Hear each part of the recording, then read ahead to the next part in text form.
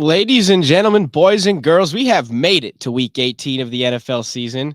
JJ's got a smile on his face. The one and only taking the points himself, Jay Gruden. Introduce yourself. What's going on? Happy week 18, JJ. It's been a fast season, man. Been a fast season. It's sad to see it go, but here we are. We get to watch Tyrod Taylor and some others again for the last time until next year. Yeah, it's been a blast with you guys in season 1 of this show. JJ, I saw your son learn how to ride a bike, so congratulations to him. That was pretty cool. Thanks. And Did then you see my peak athletic performance running next to him? I did. You got like a 6'7" 40 on there. It was pretty impressive. 6'5", no big deal. We've also got former NFL head coach Jay Gruden with us as always. Coach Jay, Happy New Year. What's going on, man? Happy New Year, guys. You know, I taught JJ how to ride a bike when he was like 6. He busted his chin open, but still, it toughened him up. Coach Jay is officially, I think he clinched last week, but 2024, the first season, was Coach Jay's. Here's the overall records. JJ, I am 1 game behind you, my man. Whoa! 20 and 12 last week, my best week all year. I was in the basement all year long, and here I come. And with 1 week left, I have a lot of picks that differentiate from you, but I had to because I got to not only catch you, but I got to take the lead. We were talking about it off air before JJ got in here. There are some ugly games on the schedule with backups left and right, but how do I have 10 ties and you guys only have 9? One of the games you picked, I forget what it was, but one of the games, I believe it was a spread, and we were on the other side, and one of them was yeah. But all right, guys, without further ado, let's get right into it. Steelers-Ravens. Saturday games are absolutely fantastic this week. 2 games with huge playoff implications, but we'll start with the Lamar Jackson-less Baltimore Ravens versus the Pittsburgh Steelers. JJ, I'm coming to you here first because I know they have Tyler Huntley, and we were talking about it again off air. I was talking about it with your dad. I mean, you can't not play every starter, right? Some of the backups are going to have to play. But what leads you to take the Baltimore Ravens, the top team in the AFC, at home without Lamar Jackson against a red-hot Mason Rudolph and Pittsburgh Steelers football team? I mean, Pittsburgh isn't – I still don't believe in Pittsburgh, even though they won last week, which was pretty impressive. Mason Rudolph, yeah, great. I don't know, man. I just don't think – I think going into Baltimore is going to be tough. They're not going to roll over. Huntley plays, right? Huntley's starting for the Ravens this week. So, I mean, he's been a starter before. He's led games before. He's won games before. So, I think it's a big game. Defense, I think the Ravens still show up. They still got their stars playing on defense. So, we'll see what happens there. I think it's going to be a low-scoring game, but I think 3.5 is a lot. I think if Pittsburgh's going to want to win this game, it's going to only be by 3 points. It's going to be by a field goal towards the end of the game. So, I'm on Baltimore. Do you think that I said close game. You might have said it. Do you think that they win this game? You think they win? I would think that Baltimore wins the game outright. Yeah, for sure. I don't think they're going to roll over. I don't think any team's going to roll over. I think people want to make a name for themselves. Huntley's going to play good. They're playing at home. So, again, their defense is playing well, and I just don't believe in the Steelers' offense that much. I think this is going to be a really, really tough test for Mason Rudolph. Gotcha. Coach Jay, what about you? You're on the Steelers with me. I mean, what Mike Tomlin is doing with this quarterback carousel has been absolutely fantastic. Yeah, Mike's a good coach, and Mason Rudolph has played very well the last couple of weeks. You can't argue that. And the fact that Pittsburgh has a lot to play for and Baltimore has nothing has a lot to do with why I picked Pittsburgh. Now, Baltimore notoriously has always played good in preseason games. Week 3, week 4, they're like undefeated in preseason, maybe lost 1 game in the last 5 years or whatever. So Harbaugh wants them to play well, and everybody wants to play well in the last game. But I think Pittsburgh, the way Mason Rudolph is playing, I imagine Hamilton, I imagine they're going to sit a lot of the starters on defense as well. You can't sit everybody. I understand that. But I think Pittsburgh with their starting 22 is better than Baltimore with their starting 5 and their backups 17 guys. So Pittsburgh should win this game and make it interesting. Jacksonville's going to have to win. Obviously, Buffalo's going to have to win for them to get in. And it could happen. I think Pittsburgh still has a chance to get in. If Miami beats Buffalo, I think Pittsburgh gets in. Yeah, they do 100%. If they win and Miami beats, when you mentioned it perfect, JJ, I mean, the last week their win against Seattle on the road with Rudolph was impressive, really impressive. So it's been fun to watch him. Although I hate the Steelers. I mean, again, what they're doing with Mike Tomlin has been really cool. Shout out Bucketman in the last comment. Coach, how's Bucketman doing? He slid in my DMs a week or 2 ago. How's he doing? Holding in there, hanging in there. Buckethead. It's Buckethead. Buckethead is doing good, man. He had a rough week last week. We all had a rough week last week, but this is going to be a bounce back week for old Buckethead. It said Bucket Man. I forgot when he came on the trip and when he was leaving, I was calling him Bucket Man, Bucket Hat, Bucket Man. So I was getting him mixed up, but we're back. He's got a big old head, so we call him Buckethead. Buckethead. He slid in my DMs like 2 weeks ago about the Browns game, and he was trying to bet it. He was like, "What's the weather going to be like for that game? I got to throw on the over under." It was pretty funny. I didn't text you guys about it, but good people. I don't know how the bet went, but Texans Colts next game on the Saturday slate. This one is going to be fantastic on Saturday night. JJ, I'm coming right back to your rapid fire because, again, you're on the opposite side of your dad and I. You're not feeling CJ Stroud, the fantastic, probably the rookie of the year, going on the road to take on the Indianapolis Colts. The Colts are a great team. Gardner Minshew's been fantastic, but it is on the road, and it's a huge game, and it's the first real playoff-like test for CJ Stroud. Yeah, same with the whole Texans team, right? We're going into this Indianapolis Colt territory where they're playing pretty well, and Gardner Minshew, he's been around. He's a veteran quarterback, so I think he's going to be able to play well enough to beat Houston at the end of the day. If they can get the run game going, and Houston just can't stop it. They're going to open up things in the passing game, and I think Gardner Minshew is going to thrive this one. It's going to be high scoring. I do like the Colts to pull this one out, but then again, CJ Stroud's pretty good, but I just don't think the Texans are all the way there yet. And I think people are going to be very, very disappointed. I think it's a juicy line for someone to lick their chops at, seeing Texans only -1 with the CJ Stroud and with how well he's been playing. But I just don't see him finishing the job this year. But I'm excited for him next year. Before we get to Coach Jay shaking his head, do you have any player props that comment? I know you always are putting out player props. So have you seen any on the slate and the schedule this weekend in the NFL that you like or not yet? Who, me? Yeah, you. Well, no, this is a big week because it's incentive week, right? At the end of the day. So there's a lot of guys that are trying to make some money in some other aspects, like catching the ball or touchdowns or whatever it is. One in particular is DeAndre Hopkins that I really like. The Titans game is not for a while. We'll talk about that later, but you need 7 catches for $250K. They're out of the playoffs. I don't think they're going to get there, but I have a feeling that DeAndre is going to want the ball and they're going to give it to him. I think he's going to get 7 receptions easy. Not sure what that line is right now. I believe it's 7.5, but I still like that one, even though Tennessee doesn't really throw the ball that much. I like that pick, JJ. That's a good pick. I'm proud of you. That's a good one. I like it. Appreciate it. Coach Jay, get back to the Colts-Texans game here. You were shaking your head.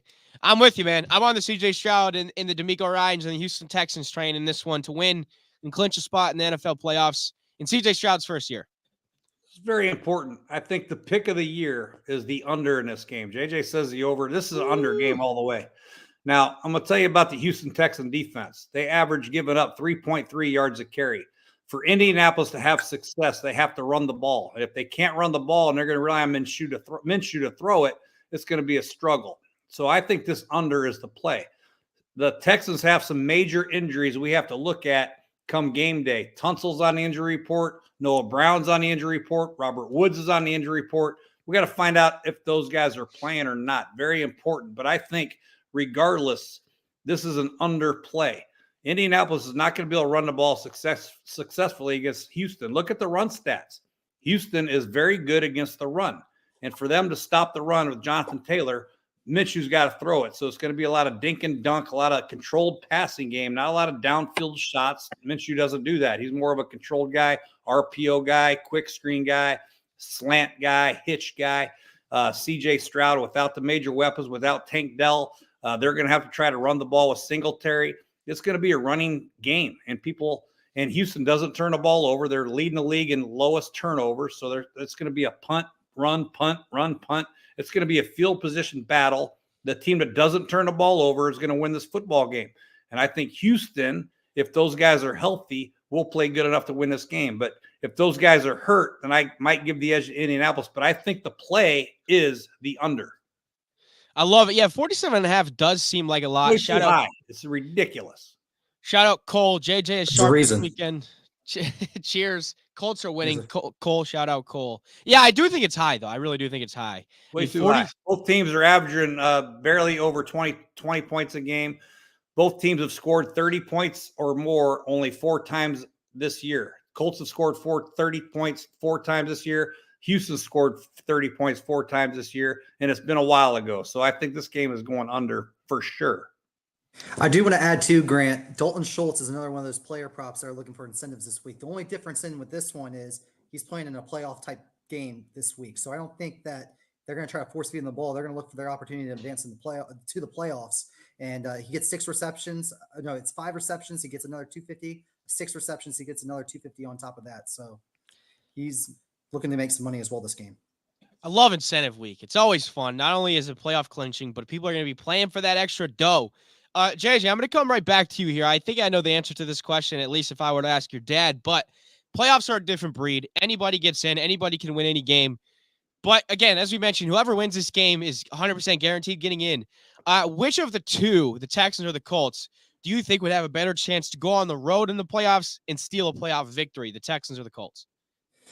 That's tough. Honestly, because I really do think the Colts are going to win this game. But as crazy as it sounds, I think the Texans have a better shot. If CJ Stroud plays good and that defense plays good, I do think that they have a legitimate shot to advance just because they're young. They have really nothing to lose. They made it that far. The Colts were just always on the fringe. They've been on the fringe this season. They were the second favorite to win the South this year. So I think with the young guns, and I just think that they would play with a chip on their shoulder and they would take away a victory on the road. Yeah, I'm with you. I just feel like you think the Colts have a better shot to win on the road, Coach? No, neither. Neither have a chance to win on the road because they're going to either go to Kansas City, Buffalo, or Miami. Not a chance in hell, unfortunately. There's certain teams that I believe have a chance to upset people, but I don't think either team in this AFC South, the winner of this game, is going to be an early round exit for sure. They can't compete with Kansas City at Kansas City or Buffalo or Miami at Miami. I don't think there's any chance. Sorry. Can they really not keep up with Kansas City right now? I was just going to say, I think any team could keep up with Kansas City right now. They don't look very good. Their defense is pretty good. Kansas City's defense is pretty good, and Patrick Mahomes is pretty good. Just so you guys know, I don't know if you guys know, Patrick Mahomes is pretty good.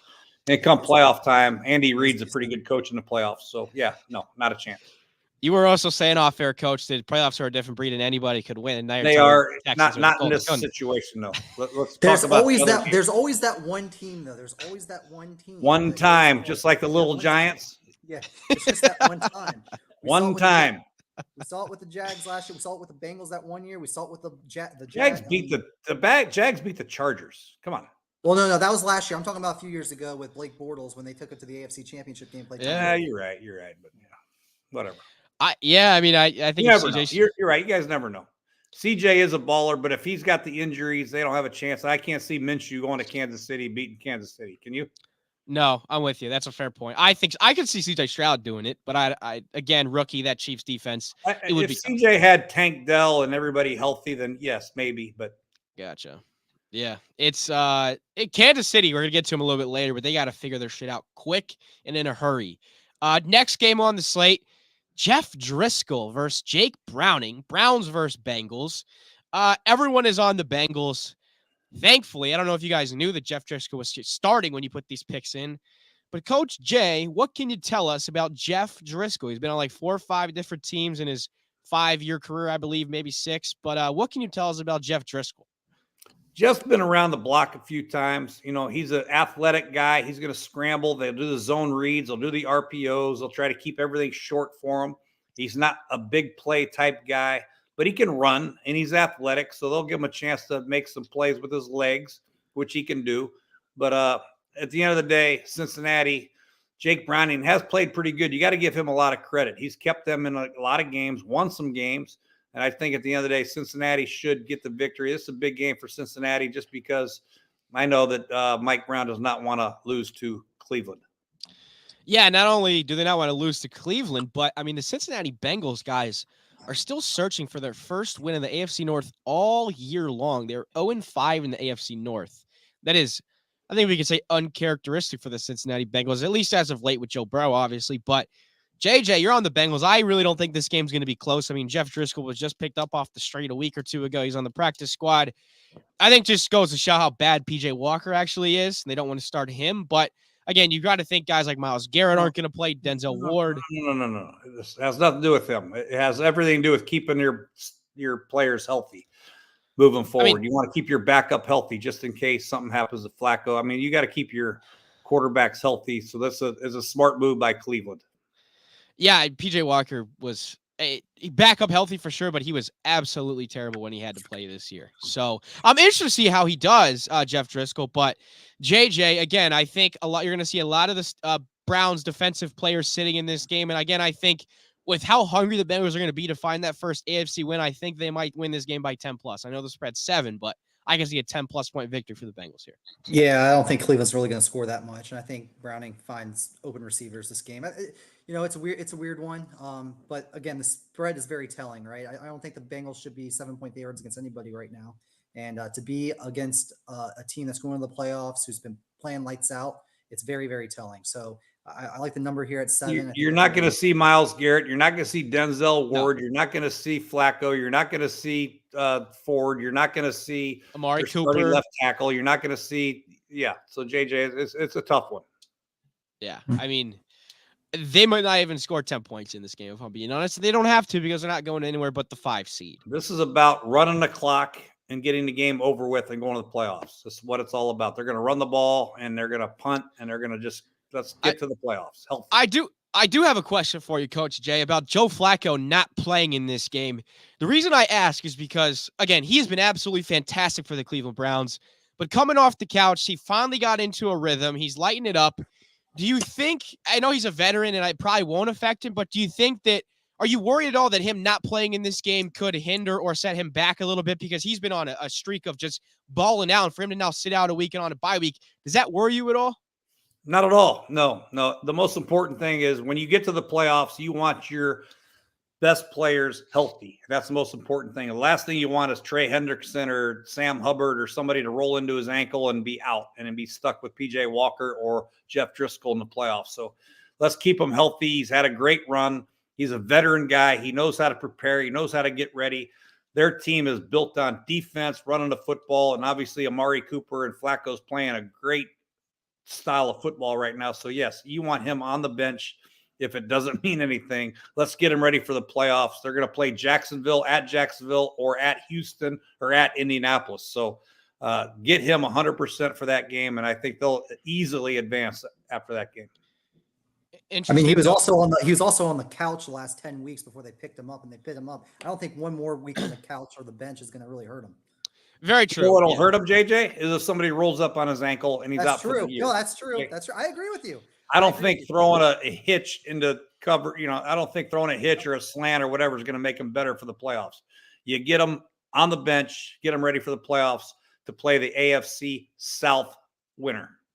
I will say this about Joe Flacco, too. I think that he is the most flashy quarterback, or he's been playing really, really well, where it's like a different kind of Joe Flacco. I mean, he's throwing around the rock quite a lot more. And I don't know, back when we played with the Ravens, I just didn't see that much flashiness out of him. But he's like relying on his arm this year, and I think it's a little bit different Joe Flacco.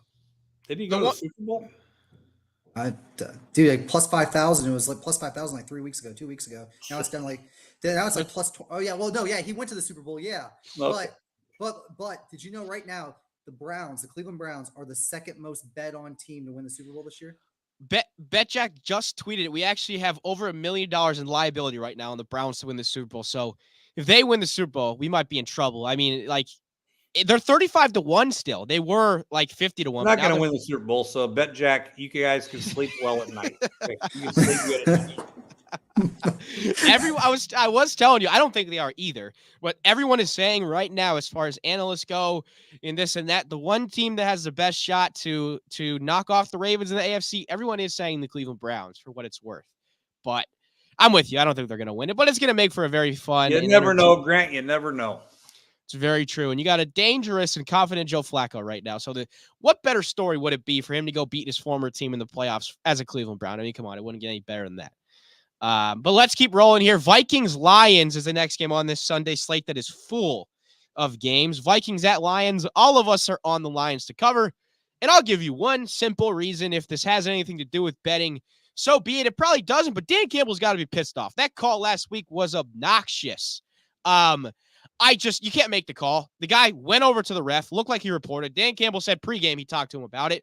Coach Jay, a real quick summary. How infuriating was that call made in that Cowboys game? Robbed Detroit of a win. It did. There was a tripping call before that should have been not called on Dallas, where Hutchinson actually tripped Tyron Smith, and they called it on Tyron, I think it was, which would have never came down to this 2-point play. But you're right. I mean, there was a horrible call, and that referee group has been reprimanded, obviously. It was a simple deal. One guy reported, the other guy didn't, and it was a simple call, and they blew it. But it happens in pro football, unfortunately, and the Lions got screwed. So I think this week the Lions come out. I don't know how much they have to play for. Can they move up in seedings? Can they get the number 1 seed? I don't know. But I think the Lions right now are a better team. Minnesota's been playing the quarterback carousel all year long, and I think that is going to have an effect on them moving forward. But I would be surprised if Detroit doesn't have anything to play for, then Minnesota could win this game, but I took Detroit. They cannot get the 1 seed, but they've obviously clinched their division, and the Cowboys and the Lions are both 11-5, so they could go from 2 to 3 seeds. So play a worse team in the playoffs. It'll be interesting to see how Dan Campbell handles this. Is he going to rest his guy second half? You know what I mean? So that's what worries me. Is he going to pull Jared Goff in the third quarter or whatever? So it'll be interesting to see how they play that out. I think I've already asked you this question in like week 9, and it's unfortunate that I have to ask you it again, but what is the easiest solution to this really, really, really bad referee problem that we have in the NFL right now? Is there a solution? I mean, it's out of hand, I think. Is it even a soft way to put it? The problem is the bad plays get really enunciated a lot more than the good plays that they have. They have, there's a lot of plays in a pro football game that they do a pretty good job on, but the ones that they do a poor job on, they just get magnified in a big, big time way. And unfortunately, those plays are the ones that people remember because those are the ones that change the scope of the game. So the only answer is maybe make them full-time refs and make them, do some more work full-time, where as opposed to working, 6 months out of the year, they're working 12 months out of the year where they can really study and work. But really, there's no answer. When you're having human beings referee these games as full-speed games, man, it's difficult, man. There's a lot of stuff going on. Illegal formations, false starts, holding calls, pass interference, illegal contacts. There's so much going on. It's very difficult for these guys to handle all that information in a short period of time. So it's never going to be perfect. That's what makes the game good, I guess. Yeah, I mean, they're human, right? They're going to make mistakes.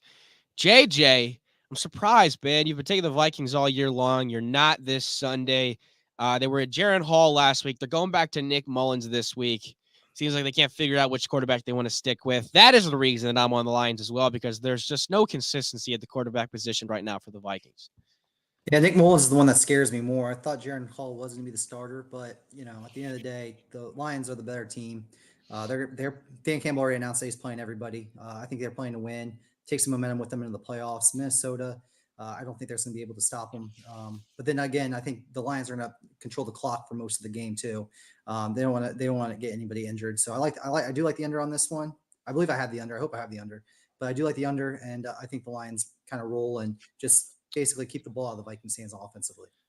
If you do not have the under, I will make note of it, and we will get you an audible there. Jaguars, although I don't want to give it to you because I'm 1 game behind you, but I'll give it to you. Okay. Jaguars, Titans, let's keep rolling here. Am I like weird or crazy for thinking the Titans +5 seems like the most confident bet of the weekend? I mean, look, they're 5-11. They haven't been playing good, but guess what? Neither have the Jacksonville Jaguars. All right, and you got a Mike Vrabel coach that has fired up his press conferences left and right.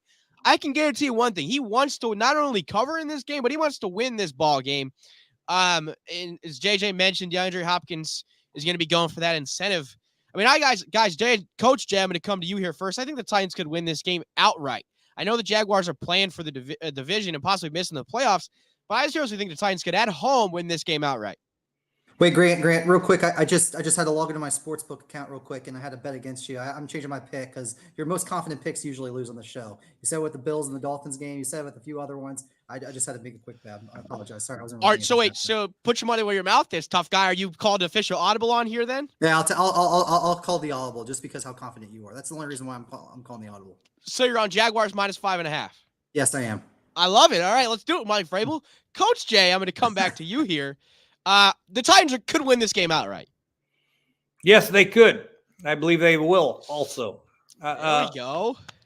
Here's what I think about the Jags. The Jags played a horrific team last week in the Carolina Panthers. I mean, horrific. It was horrific football. They couldn't tackle. They couldn't complete a pass. Bryce Young looked like he was a high school quarterback. It was bad football all the way around.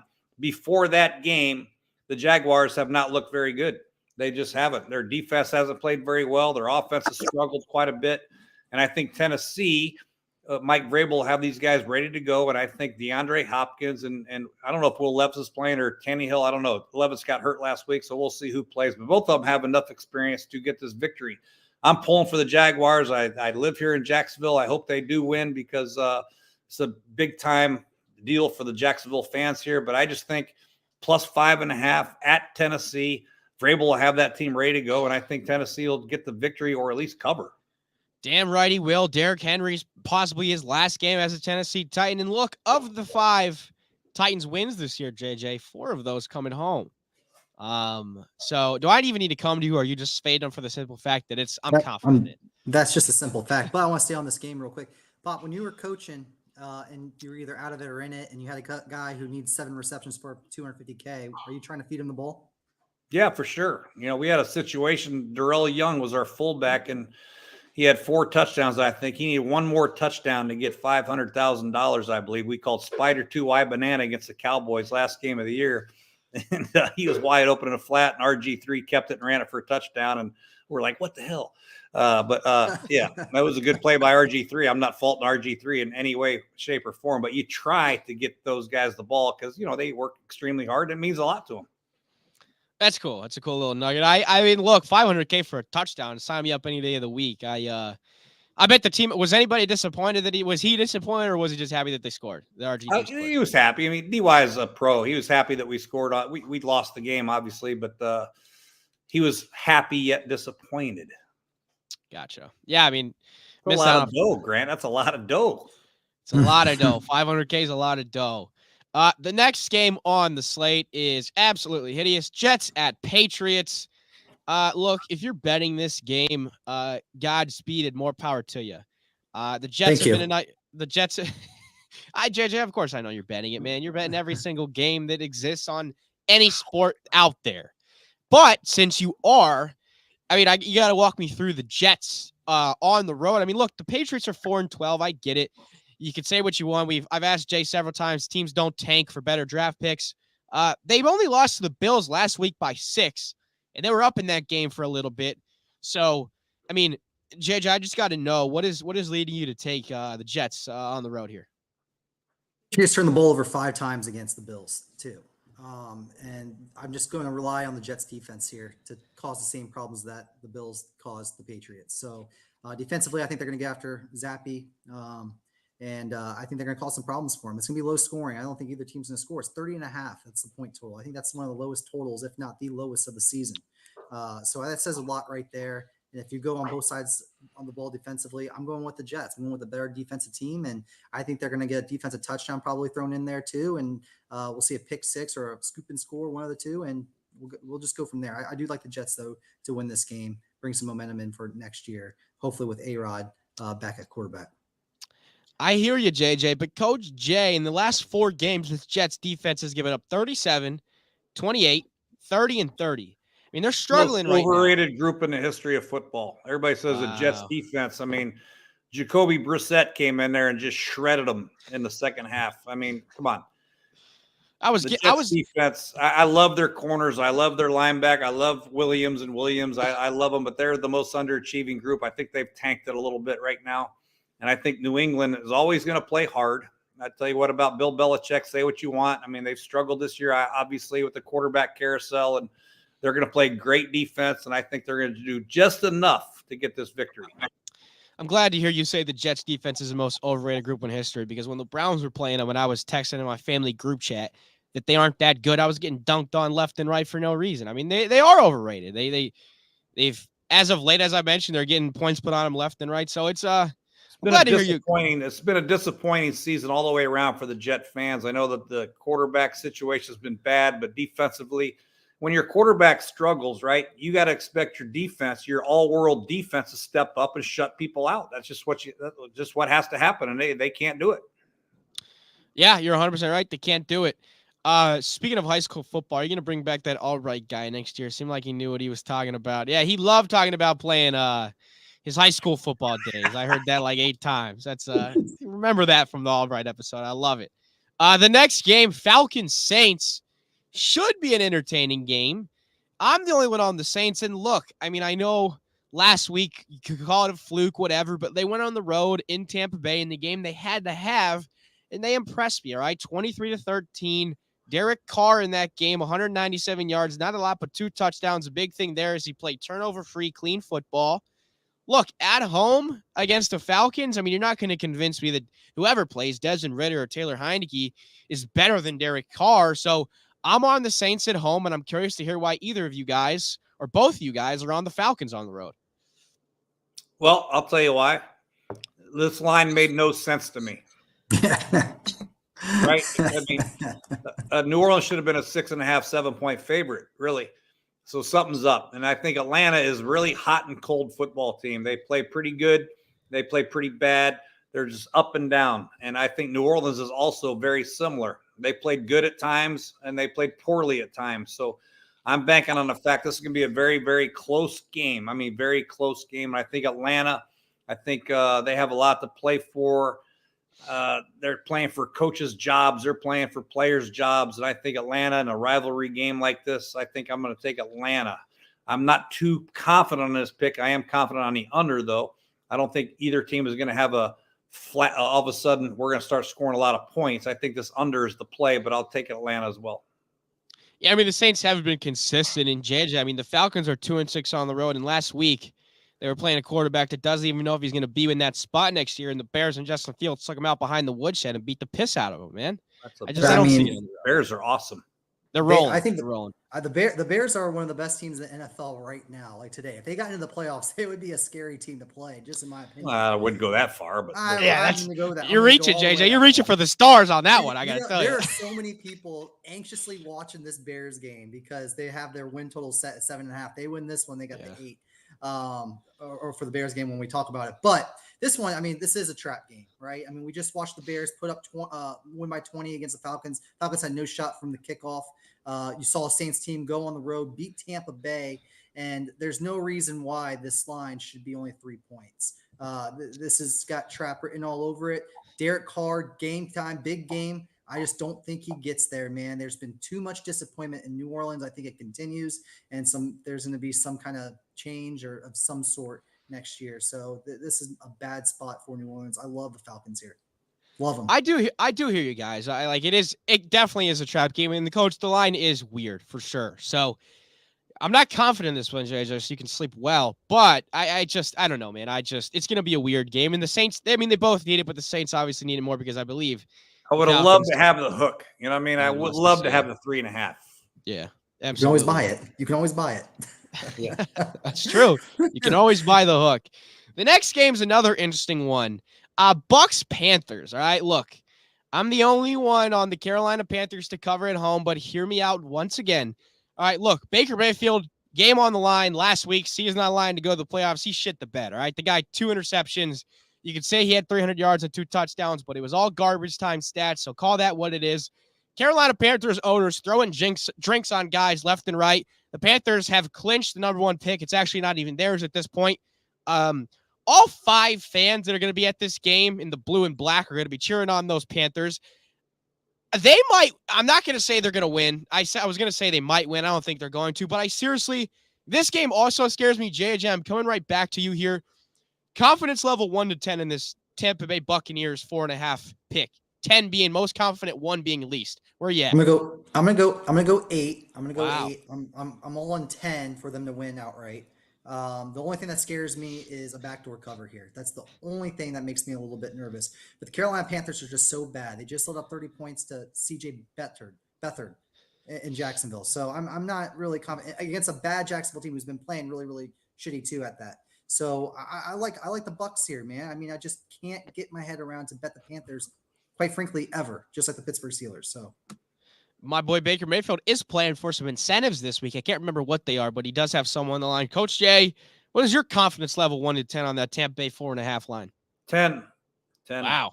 8. Wow. 8. 7. Say 7. Where are you going?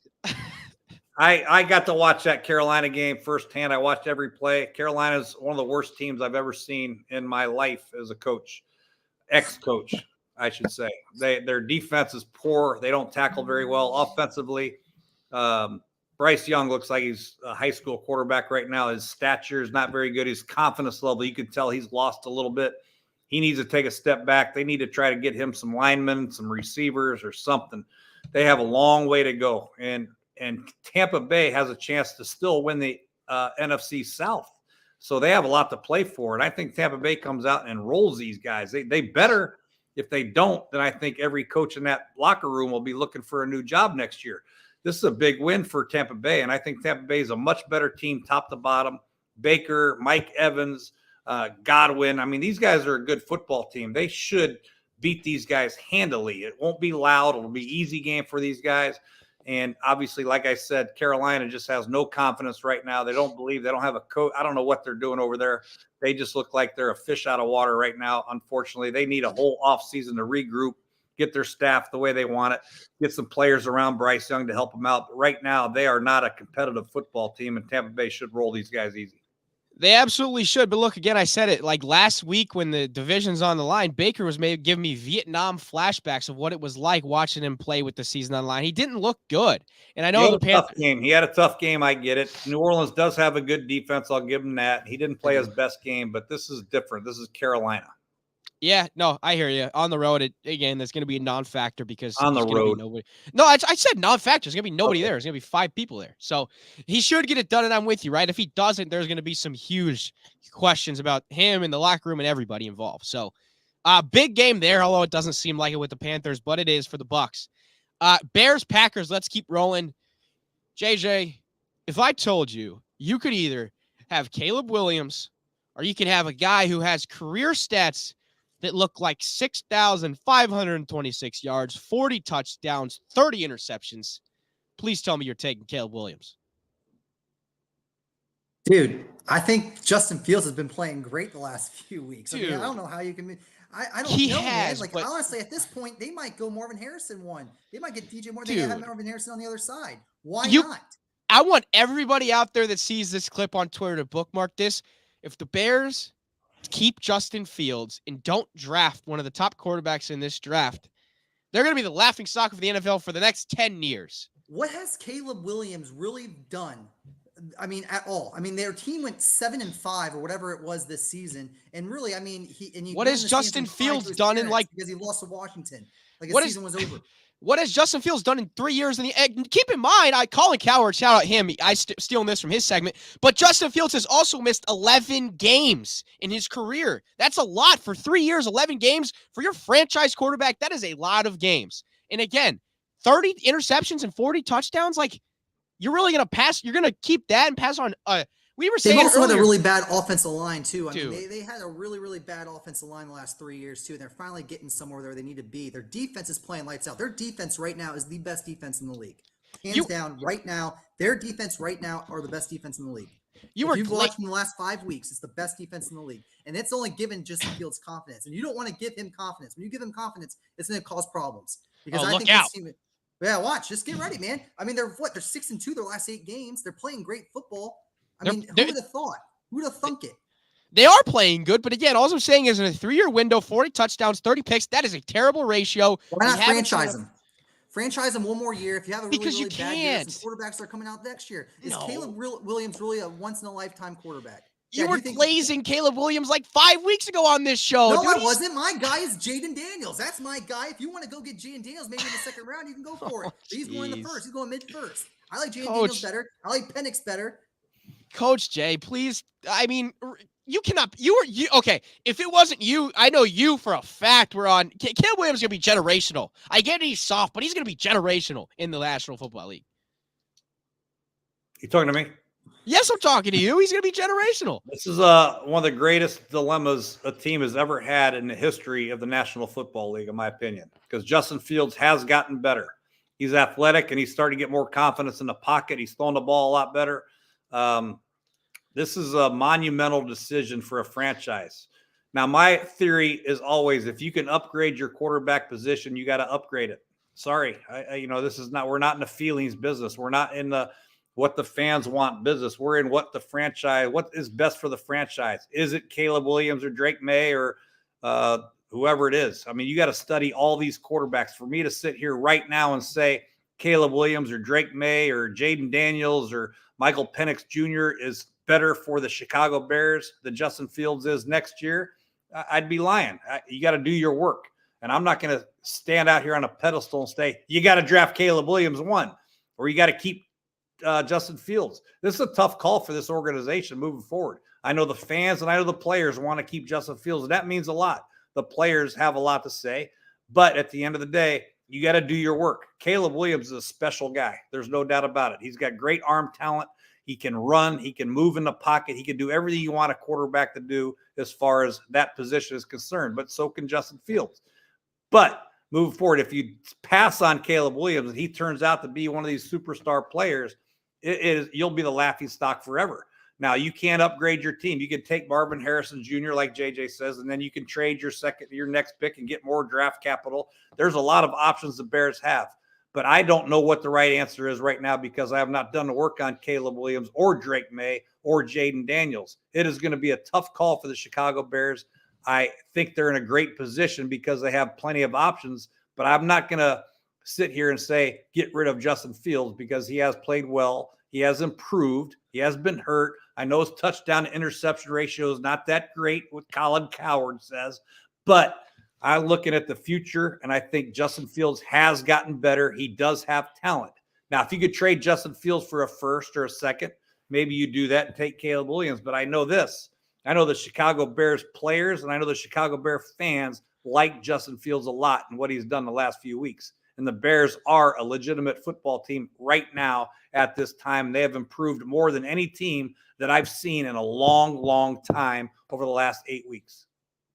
They absolutely have. But again, what do we make of the first 3 quarters of the season when they were terrible? I mean, are we really just going to be so sold on a guy because in a 3-year career window, he had a great 8-game stretch? They have everything to look at. They have things to look at on tape. Luke Ketsky's a good offensive coordinator.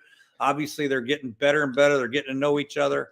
And it takes time. I mean, these quarterbacks, you can't just throw quarterbacks to the curb just because they have a couple of rough years early in their career. I mean, this is a guy that's developing still. He's a young player with a lot of talent. He's some gun can run. I mean, he can start to throw the ball in the pocket. He's starting to move around. He's starting to make good decisions. He's seeing plays more often now. He's more comfortable in the system. And Luke Getsy calls a play. He's snap calling it right back to the huddle. He's executing the play. I mean, it takes some time. You guys expect these guys to come in as a first, second, or third-year guy and just, they should be like Patrick Mahomes or they should be like Tom Brady. It ain't going to happen. It takes time for these guys.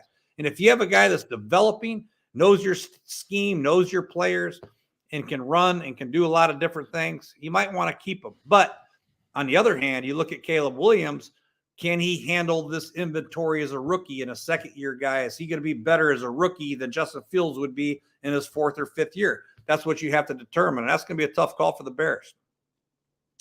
Justin Fields has a record of 11-28 in his NFL career. And those 30 interceptions also are not counting 11 fumbles. So he's 39 had some rough games. He's had some games where you say there's no way we want to keep Justin Fields. However, he's had some games and he's had some plays where you're like, hold on a minute. If we get another marquee wide receiver, we get a defense that continues to play good, maybe we can surround him with good players and he can be our leader in the future. And there's a lot to that. Now, I personally, I would go Caleb Williams, but it's a tough call for the Chicago Bear organization moving forward. Yeah, there's no doubt he's playing better, right? But again, I mean, he's averaging in his 3-year career over a turnover a game. That's not good enough in the NFL. So is Josh Allen, Grant. So is Josh Allen. Just relax on that. I mean, but come on, we all know Josh Allen and Justin Fields aren't even on the same planet. I mean, it's not right now. JJ, I see you smirking over there. Maybe Justin Fields has arrived on that planet. Maybe he has, Grant. Maybe he has arrived on that planet. We will find out. Let's go to the game. Bears-Packers. Let's put the picks back up there. I can't even remember what the hell I picked. Oh, of course I picked the Packers to win this game. I mean, look, again, they were playing good, JJ. I can't deny it, right? They're 7-9. It sucks because as much as I just obviously knocked the decision they have to make, I'd be lying if I didn't tell you it would be fun to watch this team, how they're playing right now in the NFL playoffs, like you mentioned. But Jordan Love and those Packers, I know it was Minnesota. I know it was Jaron Hall. But the Packers, JJ, on the road in a must-win, gotta-have-it game, not only beat the Vikings last week, but they destroyed the Vikings last week. So bringing that confidence back home to Lambeau Field for this one, that's why, JJ, I think the Packers get it done. Must-win game, not going to get it done, though, this week. I just think the Bears, they have a lot to play for. Justin Fields has a lot to play for. We just talked about him, right? I mean, he's got to come out and he's got to perform really well. The Bears defense is going to show up. They're going to be there. It's going to be cold. It's going to be hard to throw the football. I like this Bears team to come out and win this football game outright. I think they're going to do it convincingly as well. I just love how the Bears have been playing. They've literally have been the best team. I mean, they're like 6-2 their last 8 games. Should be 7-1. That Cleveland game, Grant, you could admit they kind of got lucky there with that Amari Cooper break. I agree. But they should be 7-1 right now. I think this team is playing hot. They're playing out of their mind, and I think that they're going to win this game convincingly. Look, I know at least Coach Jay hates when I do this, but teams they've beaten are the Falcons, Cardinals. They beat the Lions, which is a good win. The Vikings injured. I mean, they beat the Panthers by 3. Look, they're not the best teams. And Coach, again, I know you hate that I do that, but they're hot and they're winning football games in the NFL, which is already hard enough to do. So I can admit it. There's a lot of merit to that. I agree. But I think the fact that the Bears really play good against the run, it's going to stop the Packers running game and make Jordan Love one-dimensional, I believe. I think they'll force some turnovers. And I think the Bears really play relentless style of defense. Matt Eberflus, I've mentioned this before, is a great defensive coordinator. He gets these guys stunting on the front, creates havoc up front, and then the secondary just thrives on missed balls. And Jordan Love, the negative that I have about Jordan Love is he does get inaccurate from time to time. And I think he'll throw the ball to the Bears a couple times in this game. I think the Bears get the win. This one, based on this back and forth, I cannot wait to keep an eye on it this weekend to revisit this come playoff time. It's going to be fun and leading into the draft and next year. So I'm looking forward to Bears Packers at 4:25 this Sunday. Broncos Raiders is a game I'm not looking forward to. And if you are, I don't know what to tell you. Coach, Denver +3. Did you like what you saw last week out of Jared Stidham? I did. I like Jared Stidham. I think the Denver Broncos get this win easy. I think the Broncos will play hard. Their defense has been playing better. So's the Raiders. This is going to be a tough game. Devontae will probably get a few catches here and there, but I think the Broncos with Stidham and a second week of playing football for the Broncos, I think they get the job done. I think Sean Payton ends the season on a high note.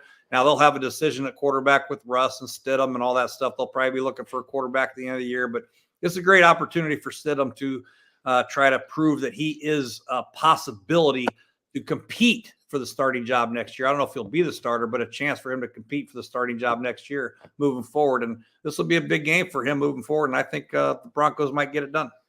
Off the top of your head, do you have any wild guess where Russell Wilson could end up playing next year, Coach?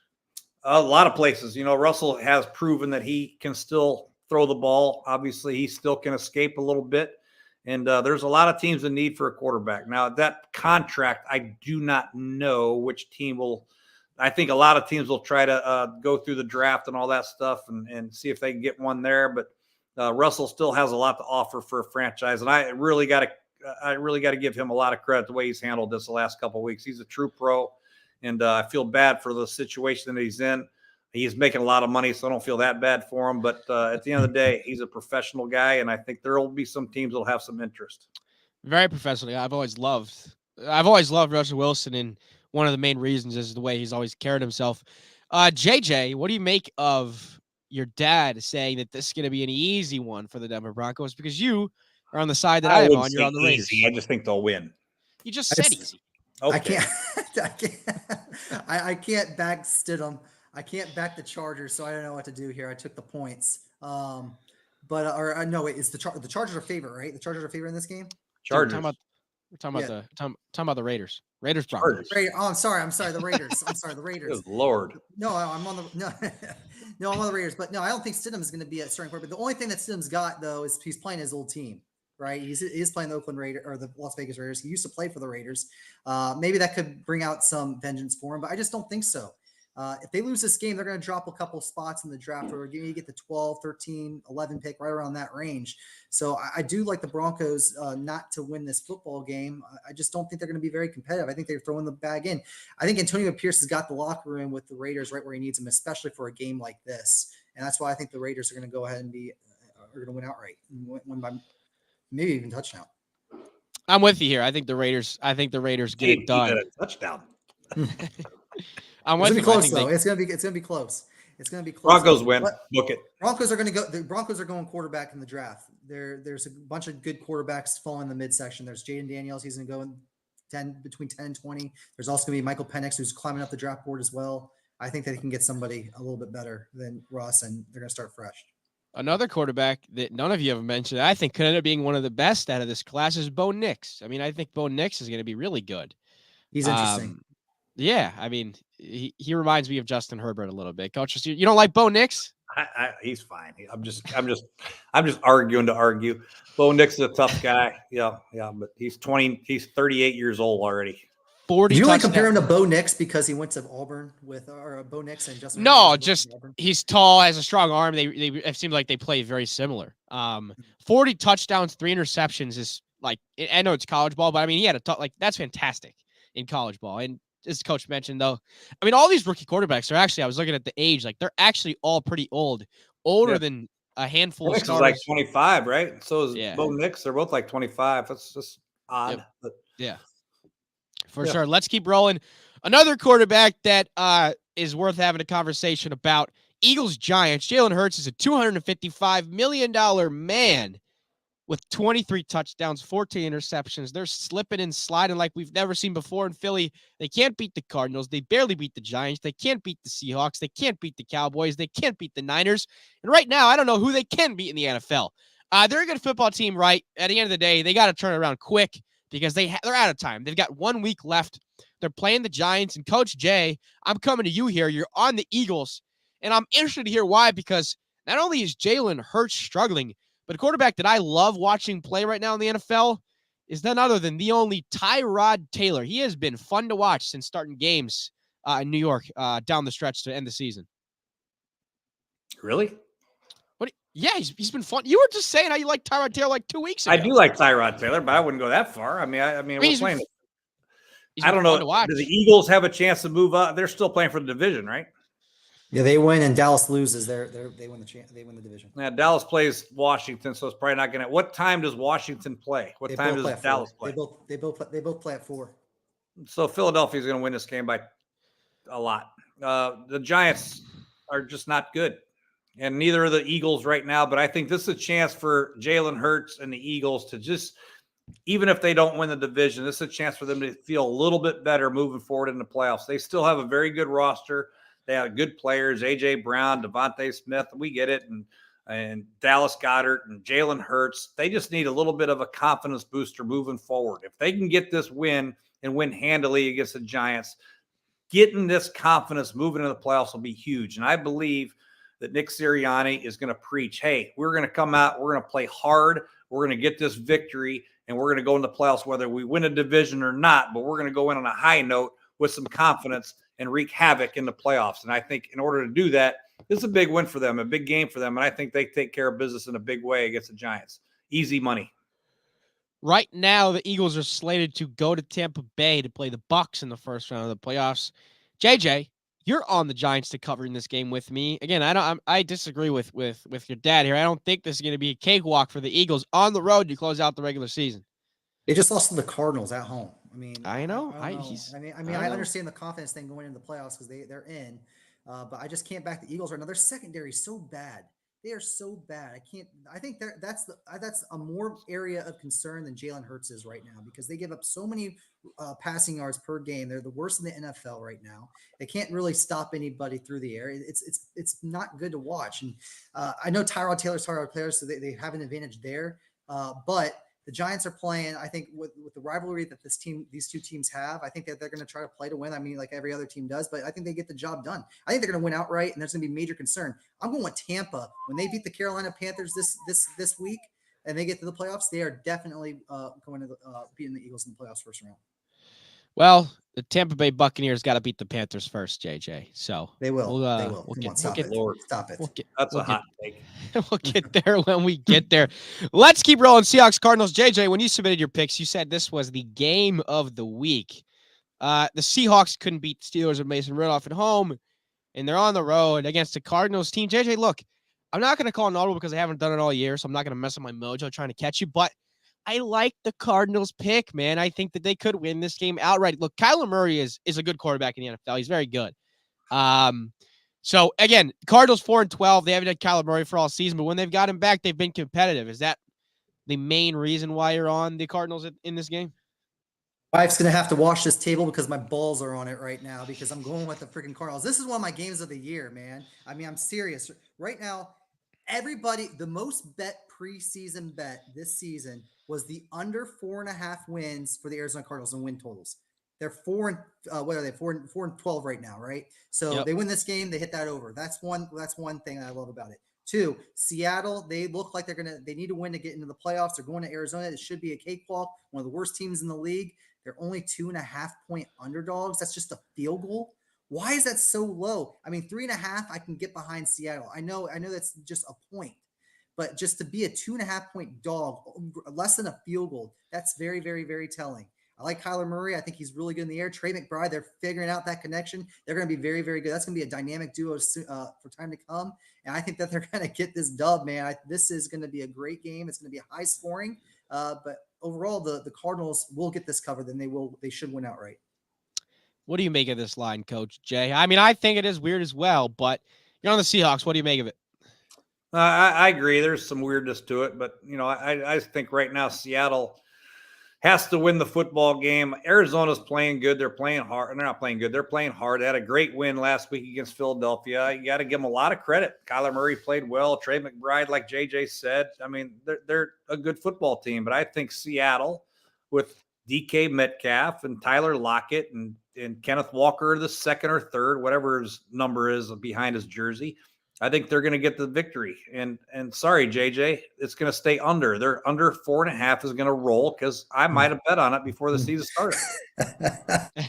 That's why you're on the Seattle Seahawks. Four games. I might have, Grant. I might have. Yeah. I bet, Coach. I bet. 4 games left, then we'll get out of here. Chiefs, Chargers. I'm going to give you guys the chance to audible. No Patrick Mahomes in this game. No Justin Herbert. I would have, JJ, the Chiefs have already not been great with Patrick Mahomes. I mean, I would imagine Chris Jones isn't going to play. Some of these guys on all the other guys on the defense for KC aren't going to play. Look, I mean, if you're in KC, really, outside of Rashee Rice, if you bench any of the receivers, it's probably going to be no different than playing the practice squad guys because they have done jack shit all year. But JJ, you really don't think that the Chargers are going to win this game at home with no Patrick Mahomes and a lot of other starters on defense probably going to be riding the pine as well? I think the quarterback carousel is going to be starting in Kansas City after this week when Kansas City's backup comes in and lights it up, gets the receivers going. No, not a chance. No, but no, this one, I mean, you can't give me Easton Stick and say that he's going to win more than 3.5 points against Kansas City. There's no way I can never do that. I can never back that. So I got to go with a better football team. I wrote the bench quite a. Let me ask you, would you rather have Easton Stick or Blaine Gabbert? Blaine Gabbert. Really? Why would you want Easton Stick? What the hell has he ever done? I'm talking about in this game. Like, I would take Easton Stick in this game over Blaine Gabbert any day. That's why I'm doing it. Why? Why not? Blaine Gabbert's a first-round draft pick, for God's sake. Oh, yeah, 20 years ago. Jesus. It wasn't that long ago. It was 8-9 years ago. Relax. Blaine Gabbert, when these backup quarterbacks, guys like Blaine Gabbert get an opportunity to start a football game and prove that they're still worthy of being a quarterback in the National Football League, they're going to come out and compete now. They're not going to lay down. I mean, they're going to try to run the ball and eat up the clock and make it a shortened game and make sure everybody's healthy and all that good stuff. But you're going to tell me that Easton Stick is better than Blaine Gabbert? I'm taking, and this game is going to be better than him, 100%. Why not if you're Kansas City, you go back and shotgun every play and get these receivers rolling? Let's just throw these guys the rock. Let's just get these guys going for the playoffs. Would you? I mean, is that something that you do, especially if you're struggling all year? I think this is going to be. I think Kansas City's going to roll. Well, the issue is, are they going to play their offensive linemen because the Chargers still have Khalil Mack and Bosa That's and true. all that. So that's the biggest issue. Exactly, right? And Blaine Gabbert going up against those guys. I mean, he's a career 31-44 guy. He's got 51 touchdowns, 49 picks in his career. Like, he's not Jesus Christ. I mean, neither is Easton Stick. Can you read me Easton Stick's stats there, Grant? I mean, I just told you he's not Easton. I mean, we're trying to sell the farm on Blaine Gabbert. 50 touchdowns in the National Football League. We're trying to sell the farm on Easton Stick. Dude, okay. I mean, I can't wait to come back to you guys next week when the Chargers win this game by 7+. Okay, I can't wait. I can't wait. I can't wait. They're gonna win by a touchdown. It's hard to say these games, but I because who's playing, who's not playing. But like I said, it's a 53-man roster. You can only sit so many guys, so you can sit 6 or 7 of your starters. So Patrick Mahomes, I guess Kelsey will probably sit. Maybe the left tackle, maybe obviously the defensive lineman Jones will probably sit. Maybe their good corner Snead will sit, but the rest of the guys got to play. I mean, they still have some good players on the roster.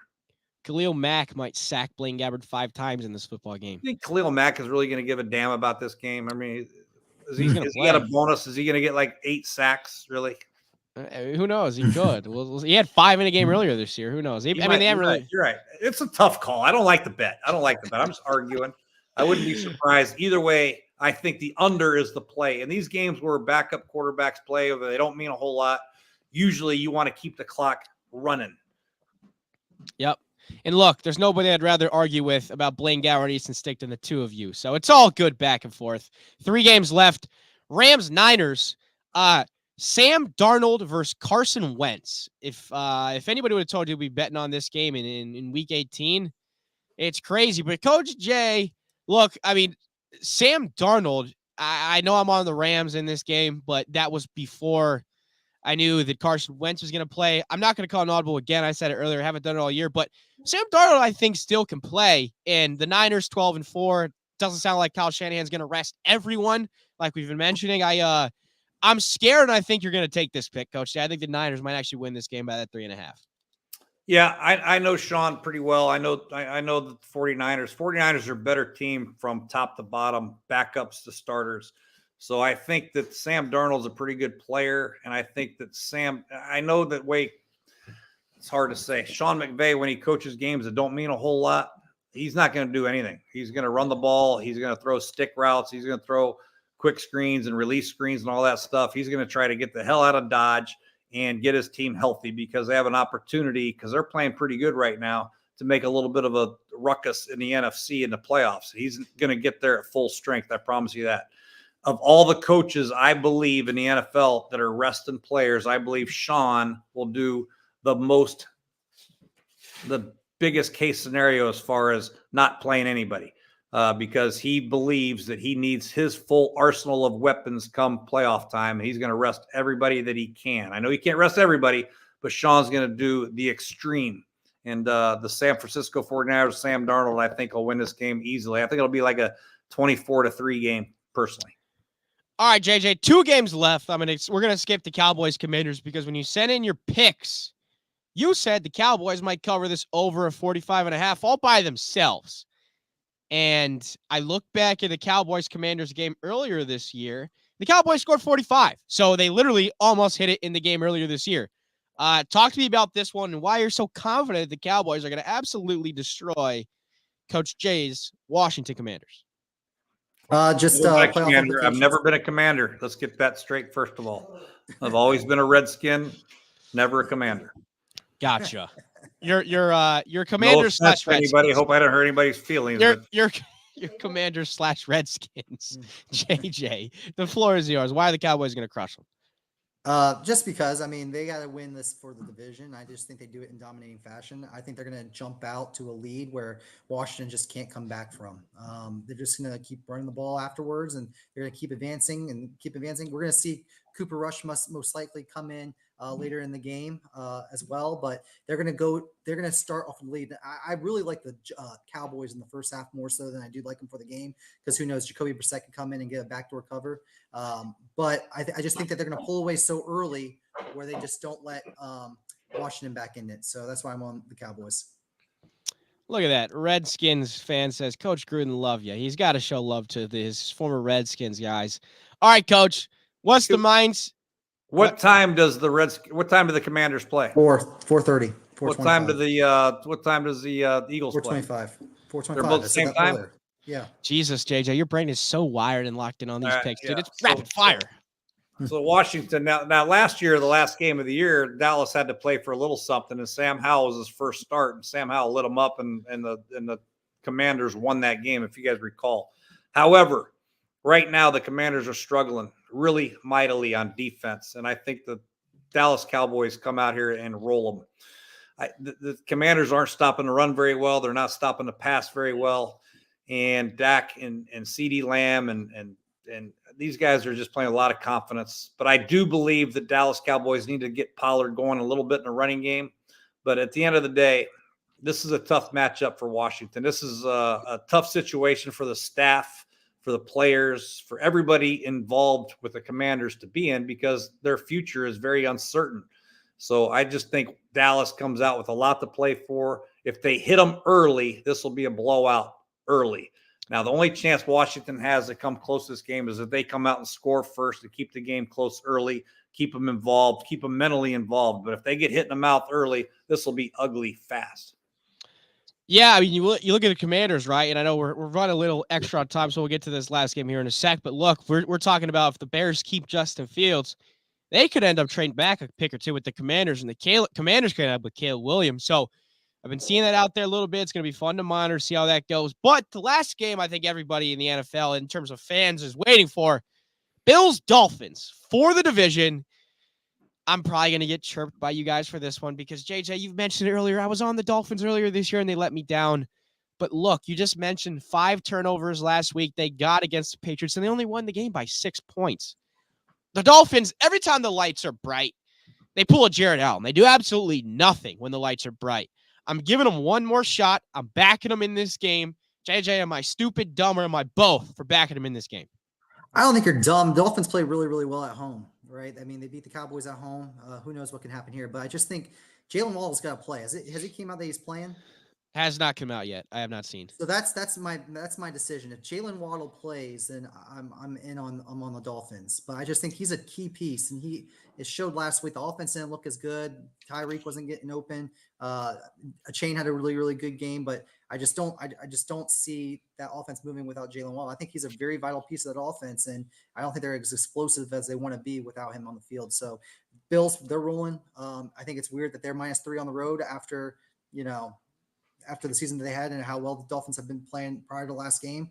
So that's why I like the Bills, man. I just, who would have thought that we would have had the Bills playing for the division this week and how they were playing five or 6 weeks ago. So, yeah, I mean, you and me both were pounding the table that they weren't even going to make the playoffs this year, the Bills. And here they are with the chance to get the 2 seed. And look, maybe I don't know ball, but one thing I know is I don't know why Mike McDaniel had Bradley Chubb in that game, tore his ACL, down 30 with 5 minutes left. And then you had Tua, who banged up his throwing shoulder late in the game. So we're coming to this game banged up, Coach Jay. Do you think, with how big implications are as we close out here, do you think this game's a cakewalk for the Bills? Or do you think it's going to be pretty close the whole way?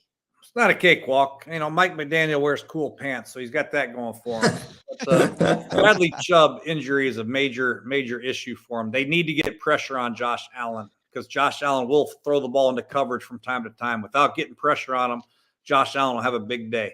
And that's a major injury for him. And Jalen Waddle, like you mentioned, there's a couple major players that may not be playing. So I think Buffalo right now, if they lose this game, they have a probably more than 50% chance to be locked out of the playoffs because the Steelers are probably going to win, and they'll get in front of Buffalo. So Buffalo, this is do or die for them, and I just think Buffalo right now is playing a little bit better on both sides of the ball. This is going to be a great game. It wouldn't surprise me one way or the other who wins this game, but I think Buffalo. I'm taking Josh Allen. I think he's a big time player, big time games. These are the games that he thrives in. These are the games that prove to the world why Josh Allen is one of the top 2 or 3 quarterbacks in the National Football League. Couldn't have said it better, Coach. And one note to close out. Earlier this year, the two teams obviously in the same division played each other. And when the Bills were struggling and hadn't hit their stride, The Bills won 48-20. So we'll see how it goes. And now, obviously, that was when the Dolphins were healthy, and now they're banged up. So should be a fantastic game and a fantastic close to the regular season, boys. It's been a blast this regular season. We appreciate you. Best of luck, JJ. Hopefully I come out in second place. Best of luck, boys, and we'll see you soon. Toodaloo.